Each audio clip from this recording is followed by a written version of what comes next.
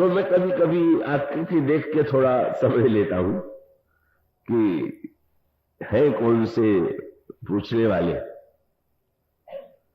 तो दो तरह के व्यक्तियों को मैंने पाया, और क्या बहुत अधिकांश व्यक्ति वो होते हैं कि पहले ही जो उत्तर सोच के आते हैं और उन्होंने मान लिया है कि यही इसका उत्तर है, और वो पूछ करके वक्ता की योग्यता की परीक्षा लेते हैं। अगर उनके मन के जो मन में पहले से उत्तर बना हुआ है वही है तो कहेंगे कि ठीक, और नहीं है तो कहेंगे कि नहीं, इससे तो मेरा समाधान नहीं हुआ। तो उसका अर्थ है बर्तन तो पहले से भरा हुआ है। जो पहले से वहां है तो उसमें सामने वाले की बात कहां रखने का स्थान कहां पर होगा। और कई लोग ऐसे होते हैं कि वो भी पहले से अगर निश्चित कर चुके हैं कि यही उत्तर है और उससे भिन्न उत्तर लगे तो तर्क वितर्क भी करने लग जाते हैं। तो इसका सीधा सा अभिप्राय है कि जो प्रश्न का समाधान देने वाला वो तो महापुरुष होना ही चाहिए। जो व्यक्ति उसे उसके पास जाता है उसको भी अपने आप में अभाव का अनुभव होना चाहिए। योग्यता का अनुभव करके अपने को बुद्धिमान मान करके अगर कोई जाएगा तो वो तो समाधान पाने में संभव नहीं होगा। देवर्षि नारद ने उत्तर क्यों नहीं दिया, ब्रह्मा ने उत्तर क्यों नहीं दिया? ये दोनों उत्तर देने में सक्षम थे, लेकिन उन्होंने देख लिया कि इन्हें उत्तर देना ठीक नहीं। क्यों नहीं ठीक? तो भगवान कृष्ण ने अर्जुन से कहा कि जब तुम किसी महापुरुष के पास जाओ तो सबसे पहले उसके चरणों में प्रणाम करो, तद विद्धि प्रणिपाते में। और बहुत बढ़िया बात है, आपके सिर पर अगर कोई वस्तु है तो जब तक आप खड़े हैं तब तक आपके सिर पर होगी, और जो ही आप झुकेंगे आपके सिर की वस्तु नीचे हो जाएगी। तो बुद्धिमान जो होते हैं वो बहुधा अपने ऊपर अभिमान मस्तिष्क में बुद्धिमत्ता का लादे हुए हैं, और प्रणाम करने का अर्थ है कि पहले अभिमान को ऊपर से नीचे तो गिराओ, अपने मस्तिष्क को प्रणाम के द्वारा निर्भिमानता के द्वारा ग्रहण करने की योग्य तो बनाओ।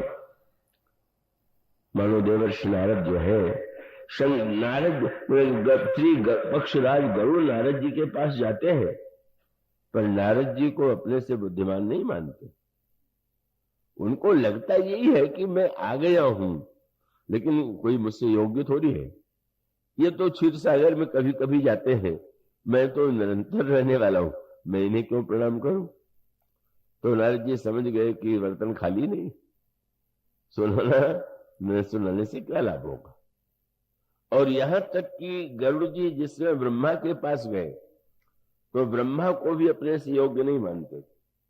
बोले ये तो श्रेष्ठ रचयिता है और मैं तो महान ज्ञानी, मेरे तो ब्रह्मा तो वाणी के द्वारा वेद पाठ करते हैं, लेकिन गरुड़ जी के विषय में प्रसिद्ध है कि उनके पंखों से जो ध्वनि निकलती है वो सामवेद का मंत्र होता है। अरे तो मेरे तो पंख से ही वेद ध्वनि निकलती है, ब्रह्मा को मैं प्रणाम कैसे करूं? ब्रह्मा मुस्कुरा करके समझ गए कि नारद जी ने इन्हें यहां क्यों भेज दिया, और समझ गए तो ये सोचने लगे कि अब इनको उत्तर देने की क्या सार्थकता है। और तब उनका ध्यान शंकर जी की ओर गया, और शंकर जी की ओर जाते हुए यही कहा कि जाकर के अब तुम शंकर के पास जाओ, वहां पर बड़े महत्व का सूत्र है। और वो महत्व का सूत्र यह है कि जिस समय वे गए तो शंकर जी चले जा रहे थे, नारद जी ने गरुड़ जी ने पहली बार प्रणाम करने की आवश्यकता का अनुभव किया, क्योंकि वो शंकर जी को अपने से छोटा या बराबरी का नहीं मान पाए। और इसलिए लिखा हुआ है, शंकर जी ने पार्वती जी से कथा सुनाते हुए बताया कि जब वो मेरे पास आया तो आने के बाद यही मम पद सादर सिर नावा, दो शब्द का, सिर झुकाया और आदर पूर्वक। कई आदर पूर्वक कहने का अभिप्राय क्या? कई लोग नाटक में भी सिर झुकाना जानते हैं, और उसका अर्थ है कि आप प्रणाम करते समय ऊपर की वस्तु को पकड़े रहे कि कहीं गिर न जाए, तो इसका अर्थ है कि आप जो है कि उसको गिरने तो देना चाहते ही नहीं। सादर माने कि वो अभिमान से मुक्त हो गया। और तब शंकर जी ने जो एक बात कही वो बड़े महत्व की थी। पूछ दिया काकभूषण ने पार्वती जी ने कि महाराज आपको तो भगवत कथा बड़ी प्रिय, आपने उन्हें क्यों नहीं समझाया? तो उन्होंने एक बड़ी अनोखी बात कही, पर वो बात बिल्कुल पते की। उन्होंने कहा पार्वती मैंने तो इसलिए नहीं सुनाया, एक तो कारण उन्होंने कहा कि अभिमान की बात तो है ही, पर एक वाक्य उन्होंने ये कहा कि समुझे खग खग ही कर भाखा और ताते उमा गुप्त कर रखा। व्यक्ति अपनी भाषा में जब कोई बात सुनता है तो जितनी सरलता से ग्रहण कर लेता है वो दूसरी भाषा में उस बात का उतना आनंद नहीं ले सकता। बात बड़ी छोटी सी लगती है, पर छोटी है नहीं। आप इसके संदर्भ अर्थों पर विचार करके देखें तो इसके गहरे अर्थ और उसके पीछे एक निहित संकेत गोस्वामी तुलसीदास जी का है। गोस्वामी जी ने जब रामचरितमानस की रचना लोक भाषा में, गांव की भाषा में जिसे आज हिंदी कहते हैं, उसमें हिंदी शब्द का प्रयोग नहीं होता था भाषा के संदर्भ में। तो गोस्वामी जी ने जब गांव की भाषा में रामचरितमानस की रचना की तो उस समय के जो विद्वान थे उन्हें बड़ा बुरा लगा और उन्होंने बड़ा विरोध किया और उन्होंने यही कहा कि इतने पवित्र ग्रंथ को इस तरह से गांव की भाषा में लिख देना, ये तो भगवान राम के चरित्र का अनादर है। उस समय के विरोध की भाषा को लेकर के आज ही झगड़े नहीं होते हैं, और उस भाषा के संघर्ष को लेकर के काशी के पंडितों ने गोस्वामी जी का घोर विरोध किया। पर गोस्वामी जी का अभिप्राय क्या था, गोस्वामी जी का उद्देश्य क्या था? और वह सूत्र यही था कि अगर कोई विद्वान ये मान ले, वो तो व्यंग है संस्कृत में, कि भाई अलग अलग लोग जो है अपनी जीविका अलग अलग कार्यों से चलाते हैं, पर ये जो बुद्धिमान लोग हैं इनकी जीविका कौन चलाता है? तो बड़ा व्यंग भरा वाक्य संस्कृत में है, मूर्खो बुद्ध से जीविका। तो जो मूर्ख लोग हैं वही बुद्धिमान की जीविका। व्यंग ये है कि कभी कभी विद्वान को ये चिंता रहती है कि मूर्ख कुछ नहीं रहेंगे, सब मेरी तरह बुद्धिमान बन जाएंगे तो हमें पूछेंगे कौन? और केवल विद्वानों को नहीं रहता है, वो तो सब क्षेत्रों में काम करने वाले व्यक्ति की समस्या है। तो उसको कहीं न कहीं ये चिंता रहती है कि मेरी विशिष्टता जो है वो बनी रहे। तो विशिष्टता बनी रहने का जो एक स्वार्थ है और उसके साथ साथ जुड़ जाती हैं कुछ तर्क की बातें कि नहीं देव भाषा तो बड़ी पवित्र है, तो पवित्रता में तो कोई संदेह नहीं, उसकी विलक्षणता में कोई संदेह नहीं, पर मूल सूत्र यही था कि गोस्वामी जी के सामने प्रश्न था कि भगवान के चरित्र को अगम रखना है कि सुगम बनाना है। अगर उसको दिव्य वाणी में ही प्रस्तुत कर दिया जाए तो वो वंदनीय तो होगी, पर व्यक्ति सहज रूप से उसे तो स्वयं पढ़ करके वो आनंद ले सके, स्वयं वो समझ सके, वो स्थिति तो उसकी नहीं होती। और इसलिए स्वाभाविक रूप से वो जो अगम है भगवान का, जो चरित्र देव भाषा में होने के कारण गोस्वामी जी ने यही शब्द कहा, यत् पूर्वम कविना कृतम सुकविना श्री शंभुना दुर्गमम। मैं ये जो दुर्गम देव भाषा की भगवान की कथा है वो लोगों के जीवन में सहज हो जाए, इसके लिए गोस्वामी जी ने गांवों की भाषा को का उसमें इस ग्रंथ की रचना की। और उन्होंने कहीं सम्मान, उन्होंने कोई संस्कृत और भाषा को एक दूसरे के विरोधी के रूप में प्रस्तुत थोड़ी किया। इसलिए आप देखेंगे कि प्रत्येक कांड के प्रारंभ में उन्होंने श्लोकों में वंदना करके संस्कृत भाषा के प्रति नमन किया।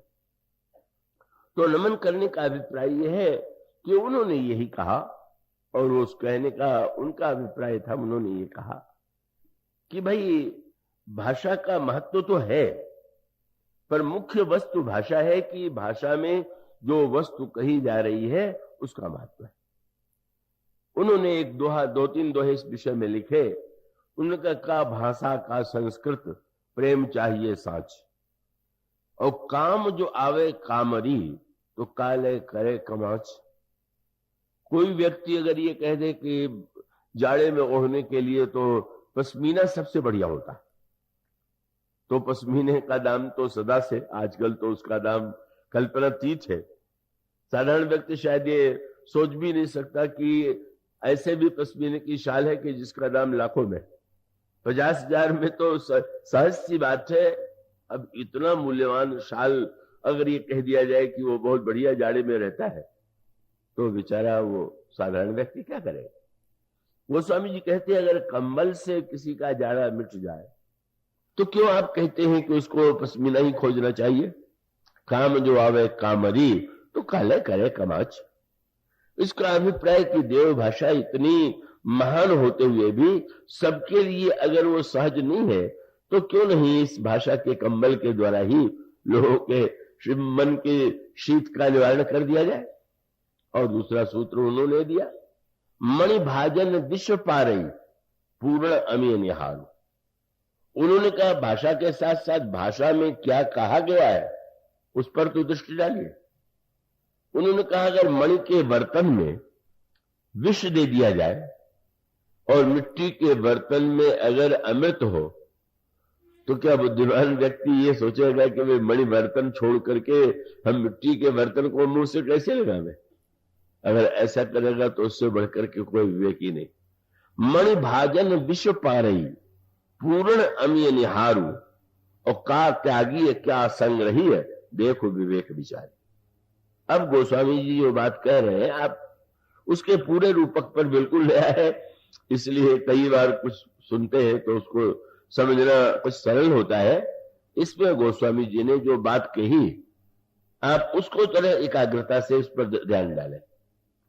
उन्होंने कहा कि ये जो रामचरितमानस है इसका निर्माण शंकर जी ने किया, और यह जो मानस की शंकर जी का जो रामचरितमानस नाम जो है, आप में से शायद यहां पर कोई हो तो बड़े सौभाग्यशाली हैं कि जिन्होंने कैलाश की यात्रा की हो और मानस सरोवर का दर्शन किया हो। बड़ा कठिन है, बड़ी कठिन है वहां की यात्रा, और वहां व्यक्ति जाकर के बड़ी धन्यता का अनुभव करता है। वो स्वामी जी ने कहा कि भगवान शंकर ने रामचरितमानस का जो निर्माण किया वह तो मानो सर के समान है। अब गोस्वामी जी से पूछा गया कि फिर आपने क्या किया। अगर शंकर जी ने रामचरितमानस के रूप में मानसर का निर्माण किया तो उन्होंने बड़ी मीठी बात कही और बड़े काम किए हैं। गोस्वामी जी ने कहा कि जैसे ये जो सरजू जी है जहां भगवान राम का प्राकट्य हुआ, का जैसे गंगा जी का उद्गम हिमालय में गंगोत्री से है, यमुना जी का यमुनोत्री से है, ये जो सरजू नदी है इनका उद्गम है मानसरोवर। अब गोस्वामी जी जो कहना चाहते हैं उस पर आप दृष्टि डालिए कि अगर कोई मानसरोवर की यात्रा के लिए कहा जाए, प्रतिवर्ष कुछ लोग जाते हैं, दुर्भाग्यवश आजकल वो चीन की सीमा में है, तो थोड़ी से लोगों को अनुमति मिलती है और उसके लिए द्रव्य और उसके लिए कष्ट उठाने की क्षमता सब में नहीं होती। इसी प्रकार से गोस्वामी जी ने कहा कि शंकर जी का जो मानस है वो तो महान अगम है, और तब उन्होंने ये कहा कि उसमें मैंने ये चेष्टा किया कि कविता की नदी अगर निकले भाषा में, तो कविता की नदी के द्वारा मानसरोवर का ही जो जल है वो सरजू जी के द्वारा मानो भूमि पर उतर आता है। तो उन्होंने जो बड़ी विलक्षण काव्य रचना की है वो तो बड़ी अद्भुत बात है। उन्होंने कहा कि यह जो राम कथा की सरजू है कविता के रूप में, जिसको हिंदी भाषा गांव की भाषा में मैंने लिखा है, इसका उद्गम जो है मानस सर से, और वह शंकर हृदय, मानो वह जो मानस सर था वो भगवान शंकर के हृदय में था, और भगवान शंकर के हृदय से ये जो कविताबद्ध राम कथा है, यह कविताबद्ध जो राम कथा है, यही मानो सर्जो। और तब आगे चल करके जो बात कहते हैं वो बड़े महत्व की है। भगवान श्री राम का चरित्र अगम है, दुर्गम है, उसके अंतरंग रहस्यों तक पहुंचना कठिन है, पर उसके बाद गोस्वामी जी उसे एक नया रूप देते हुए कहते हैं कि जब नदी चली तो नदी, जैसे नदी के दो किनारे होते हैं, तो उनसे पूछा गया कि आपने जो कविता की नदी कि जिसके उद्गम के लिए अभी आपने कहा कि वो सरजू है, उसके दो किनारे कौन से? और तब गोस्वामी जी ने यही कहा, चली सुभग कविता सरिता सो, राम विमल जस जल भरिता सो। भगवान राम का जो निर्मल यश है वही इस धारा में बह रहा है, और उसके दो किनारे कौन है? वो लोक वेद मत मंजुल कूला। भगवान श्री राम का जो चरित्र है उसके दो किनारे हैं लोक और वेद, और ये बड़े महत्व का संकेत है। और उसका अभिप्राय है कि हम लोक को महत्व दें कि वेद को महत्व दें। वैदिक परंपरा में, उपनिषदों में ये कहा गया कि जो व्यक्ति प्रिय के चक्कर में पड़ जाता है, प्रिय वस्तुओं के फेर में पड़ जाता है, वो श्रेय से वंचित रह जाता है, और जो श्रेय पाना चाहता है उसको प्रेय का परित्याग करना ही चाहिए। तो उन्होंने कहा कि श्रेय और प्रेय दोनों में से एक का चुनाव करने से ही व्यक्ति जो है अपने आप में निश्चय कर सकता है। और इसलिए संकेत आता है कि वो पौराणिक कथाओं में ये जो महर्षि की पत्नी है गार्गी मैत्रेयी के संदर्भ में, उनकी दो पत्नियां, और जब वो प्रश्न करते हैं तो एक ने प्रेय की आकांक्षा प्रकट की, सांसारिक वस्तुओं को अपने पति से मांगा, और दूसरी उनकी जो पत्नी है उन्होंने श्रेय की याचना की। तो वेद ये कहता है कि मनुष्य को तो श्रेय की प्राप्ति के लिए ही प्रयत्न करना चाहिए। उपनिषद कहते हैं प्रेय से उठे बिना कोई श्रेय को नहीं पा सकता। किंतु भगवान राम का चरित्र, भगवान राम के चरित्र का आदर्श क्या है? और वह भगवान राम के चरित्र का आदर्श जो है वो कहते हैं कि ठीक है, नदी की का जो किनारा है वो एक दूसरे से दूर भले ही दिखाई दे, पर बीच में बहता हुआ जल जो है वो तो दोनों किनारों को समान रूप से छूता है। तो भगवान श्री राम का जो चरित्र है वो श्रेय और प्रेय, लोक और वेद, स्वार्थ और परमार्थ, इन सबका जो सामंजस्य है, समन्वय है, वही भगवान श्री राम का चरित्र है। भगवान राम के चरित्र में वो समस्या नहीं जो भगवान कृष्ण के चरित्र में थी। भगवान राम ने जन्म लिया सरजू जी के किनारे, और श्री कृष्ण ने जन्म लिया यमुना के किनारे। तो यमुना के किनारे में तो बड़ी विपत्ति थी, जन्म तो इस किनारे पर लिया, लेकिन तुरंत बसदेव जी से कहा उस किनारे पर पहुंचाओ, यहां पर मेरे रहने में की संभावना नहीं। यमुना के इस किनारे पर कंस का राज्य है, और यमुना के दूसरे किनारे पर गोकुल गांव है जहां नंद बाबा रहते हैं। भगवान कहते हैं यहां आ तो गया मैं, लेकिन मेरा पालन पोषण तो गोकुल गांव में ही होगा। और याद रखिए, रामायण में तुलसीदास जी ने कहा यमुना जो है वो कर्म की नदी है, और कर्म के जो दो किनारे हैं, एक पर कंस का राज्य है और दूसरे किनारे पर पहुंच जाइए तो गोकुल गांव है। ये कंस अभिमान है, जहां कर्म होता है वहां अभिमान होता है, और ये अभिमान का जो राज्य है वहां भगवान आते तो हैं देवकी के गर्भ के माध्यम से, लेकिन भगवान जानते हैं कि जब तक इस अभिमान से आगे बढ़ करके भाव की भूमि में मुझे नहीं ले जाया जाएगा, तब तक मेरी लीला का विस्तार नहीं होगा। भगवान राम के चरित्र में ऐसी कोई समस्या नहीं थी। वहां तो दोनों किनारे अच्छे ही हैं, दोनों किनारे ही कल्याणकारी हैं। अब उसके बाद गोस्वामी जी एक नई बात कहते हैं, और वो संकेत यह है कि उन्होंने कहा कि जैसे जब नदी बहती है तो आप नदी की जो धारा है उसमें विचित्रता पाएंगे। कभी जल बहुत होगा, कभी जल कम होगा, ऋतुओं के परिवर्तन के क्रम से नदी का रूप जो है आपको बदला हुआ मिलेगा। और तब गोस्वामी जी ने कहा कि ये भगवान राम के चरित्र की जो नदी है उसमें 6 ऋतु, तो कभी कभी तो नदी सूख भी जाया करती है, कुछ नदियां जो दिखाई देती हैं, किंतु यहां पर संकेत यह किया गया और वह है कि गोस्वामी जी कहते हैं उन्होंने ये 6 जो ऋतुओं हैं, इन 6 ऋतुओं को उन्होंने भगवान के चरित्र से, राम कथा से जोड़ा। उस प्रसंग पर तो आप लोगों का ध्यान नहीं गया होगा। अब इतने वर्षों में मेरे माध्यम से भी तो पहली बार ही कहलवा रहे हैं, पर गोस्वामी जी उसको प्रारंभ करते हैं कि शंकर जी और पार्वती के विवाह से राम कथा प्रारंभ हुई और राम राज्य से राम कथा समाप्त हुई। गोस्वामी जी ने कहा इसमें राम कथा में 6 ऋतु हैं और इसकी अंतिम परिणति है शरद ऋतु। गोस्वामी जी कहते चली सुभग कविता सरितासो राम विमल जस जल भरितासो सरजू नाम सुमंगल मूला लोक वेद मत मंजुल कूला। और फिर ऋतुओं का नाम लेने लगे। हिम हिम शैल सीता शिव व्याहु। शंकर जी और पार्वती जी का जो विवाह है वो हिम ऋतु है। भगवान राम का जन्म बोले शिशिर सुखद प्रभु जन्म उछाओ।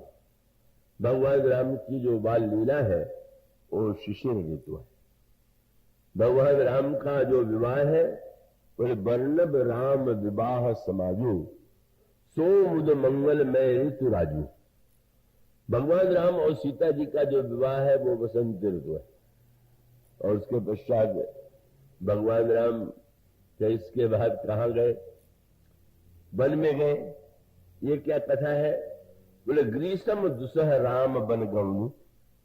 भगवान राम का बनगमन जो है वही ग्रीष्म ऋतु है। और उसके बाद गर्मी के बाद वर्षा। वर्षा कहां हुई? लंका में। क्या बोले वर्षा घोर निशाचर रारी। ये जो भगवान राम का रावण का युद्ध है वो बड़ी घनी वर्षा, पर ये वर्षा बड़ी सुखदायी है। क्यों? बोले सुरकुल साली सुमंगलकारी। जो सद्गुण है, जो देवता है, वो धान लहलाते ही नहीं अगर ये युद्ध के वाणों के माध्यम से ये वर्षा न होती।